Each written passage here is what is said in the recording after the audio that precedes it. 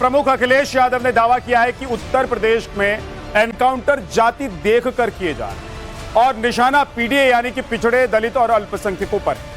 Samajwadi party का आरोप है कि यूपी में एनकाउंटर में 85% पीडीए के लोग मारे गए। अखिलेश यादव ने इस मुद्दे पर प्रेस कॉन्फ्रेंस भी की। हाल ही में उन्होंने पीडीए ऑडिट रिपोर्ट भी पेश की थी, आपको याद होगा, मैंने बताया भी था आपको। और अब एनकाउंटर में पीडीए कनेक्शन पर उन्होंने आज अपनी बात रखी। लेकिन सवाल यह है कि क्या यह आरोप तथ्यों पर आधारित है या फिर 2027 के यूपी चुनाव से पहले पीडीए वोट बैंक को साधने की नई सियासी पटकथा लिखी जा रही है। क्योंकि यूपी में मारे गए बड़े अपराधियों की सूची देखें अगर, तो उसमें ब्राह्मण, ठाकुर, गुर्जर, जाट और मुस्लिम, यानी कि हर जाति और हर समुदाय के लोग हैं। क्योंकि अपराधियों का कोई जात और धर्म होता है क्या? ऐसे में बड़ा सवाल है कि क्या कानून की गोली चलाते समय अपराधियों की जाति पूछकर मारेंगे? क्योंकि भाई कौन सी जात के हो बताओ, अगर तुम फलाना जात के तो गोली नहीं मारेंगे। ऐसा होता है क्या कभी? तो फिर अखिलेश यादव ये सवाल क्यों उठा रहे हैं? पीडीए का नैरेटिव 2027 के लिए क्या सेट किया जा रहा है? आज इसी मुद्दे पर डिबेट करेंगे, लेकिन सबसे पहले एक रिपोर्ट।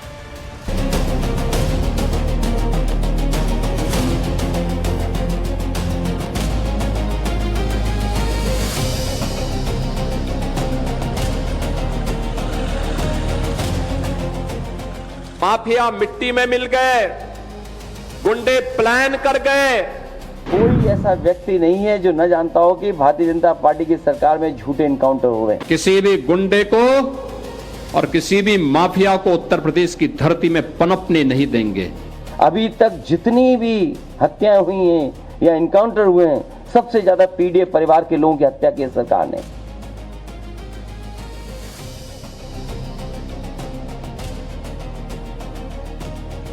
उत्तर प्रदेश में एनकाउंटर की राजनीति अब जाति के मोर्चे पर पहुंच गई है। एक तरफ मुख्यमंत्री योगी आदित्यनाथ दावा कर रहे हैं कि यूपी में माफिया राज खत्म हुआ है, तो दूसरी तरफ अखिलेश यादव आरोप लगा रहे हैं कि एनकाउंटर जाति देखकर किए जा रहे हैं। अखिलेश यादव इसी मुद्दे पर प्रेस कॉन्फ्रेंस करने वाले हैं, लेकिन उससे पहले अखिलेश ने सोशल मीडिया पोस्ट में लिखा, जिस एनकाउंटर के पीछे चले मर्जी, समझो वो है फर्जी। इस सोशल मीडिया पोस्ट के साथ अखिलेश ने एक वीडियो भी जारी किया, जिसमें दिखाया जा रहा है कि चाय की दुकान पर बैठे कुछ लोग यूपी में एनकाउंटर पर चर्चा कर रहे और आरोप लगा रहे हैं कि यूपी में 85% एनकाउंटर पीडीए के लोगों का हुआ है। आज फिर एक एनकाउंटर हो गया। भैया जी, उत्तर प्रदेश में जाति और वर्ग देखकर एनकाउंटर किए जा रहे हैं। आंकड़ों के अनुसार लगभग 85% एनकाउंटर पीडीए वर्ग के लोगों के हुए हैं इनके राज में। एक साहब हैं, वो तो हवाई चप्पल में ही एनकाउंटर कर देते हैं। यूपी में सब उनकी कृपा है।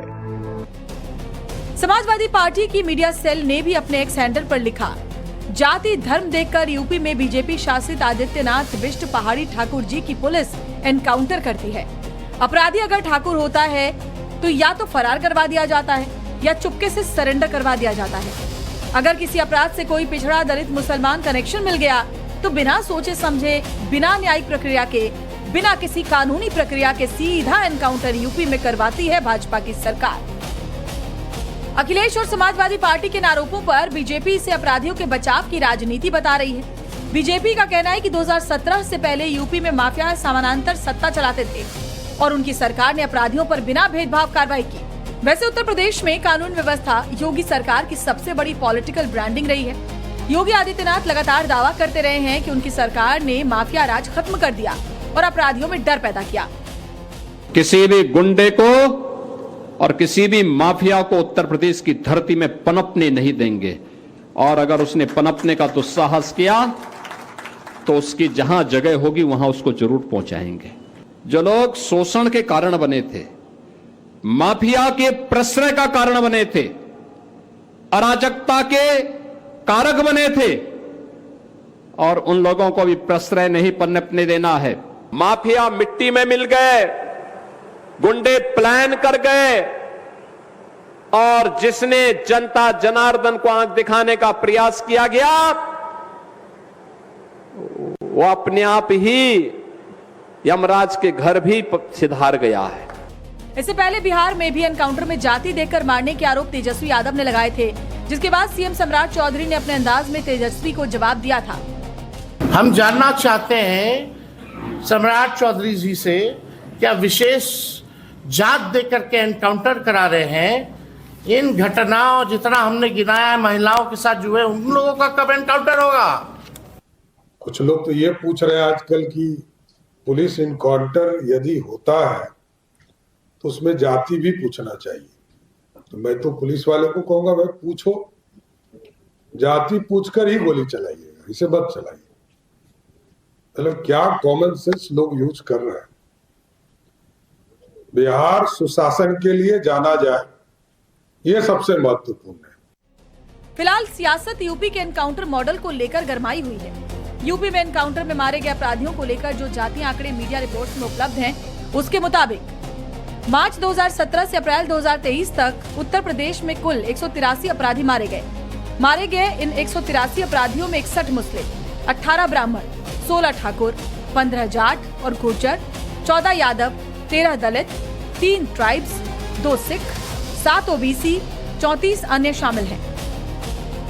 हालांकि सरकार की तरफ से कोई आधिकारिक जातिगत डेटा जारी नहीं किया गया है, लेकिन समाजवादी पार्टी इस मुद्दे को 2027 के चुनाव से पहले बड़ा राजनीतिक हथियार बनाने में जुटी है और अब एनकाउंटर मॉडल पर सबसे बड़ा सवाल उठा रही है। तो अब सवाल यह है कि क्या यूपी में लॉ एंड ऑर्डर का जातीय नैरेटिव गढ़ा जा रहा है या फिर अपराधियों पर कार्रवाई को जाति का रंग देकर सियासत चमकाई जा रही है।